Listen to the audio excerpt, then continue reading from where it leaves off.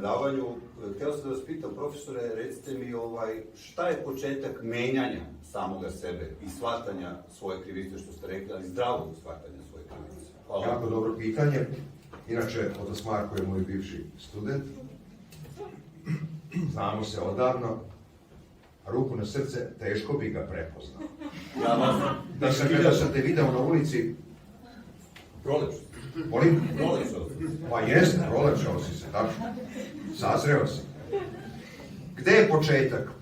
Početak je za nas hrišćane u svetoj tajni krštenja, zato što je tu početak našeg pokajanja. Nekada, kao što znate, naši pravoci u veri su se uglavnom krštavali u odraslom dobu. Što ne znači da onda nije bilo krštavanja dece pa i beba. U ono vreme kada su čitave porodice prihvatale hrišćanstvo, naravno da su se i stariji i mlađi, pa i najmlađi tek novorođene bebe krštavali svi zajedno. Ali verom kuma, zato je ustanovljeno kumstvo. Kum je svedok koji svedoči moju veru, jer ja sam još uvek beba i on je taj koji će biti uz mene. Dakle, prvi početak prepoznavanja toga jeste u ispovedanju grehova.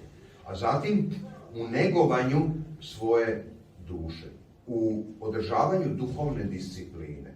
Kako se ta duhovna disciplina neguje? Neguje se od malena, tako što će roditelji, pogotovo tamo gde ima više od 2 dece, ili više od 1 deteta, što je nažalost danas vrlo često slučaj, pa da kažu, uvek naravno dolazi do razmirnice između brata i sestre, ili 2 brata ili 2 sestre, a pogotovo tamo gde ih je više, ali tu postoji mogućnost za uspostavljanje većeg reda.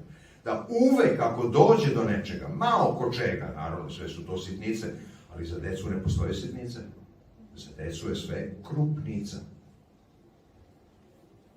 Uvek da kažeš izvini i oprosti. Tako se neguje duhovna higijena kod deteta.